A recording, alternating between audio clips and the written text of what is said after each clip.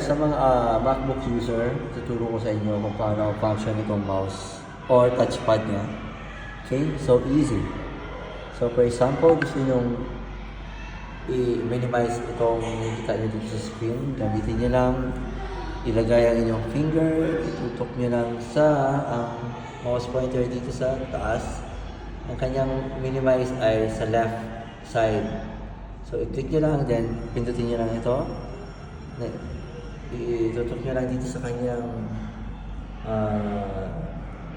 minimize icon, then click nyo lang. So yun, nawawala.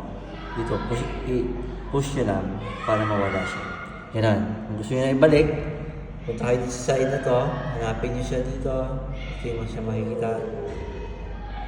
So, yun, yung schedule na yun. So, yun, tama, hindi. So, ito, Excel.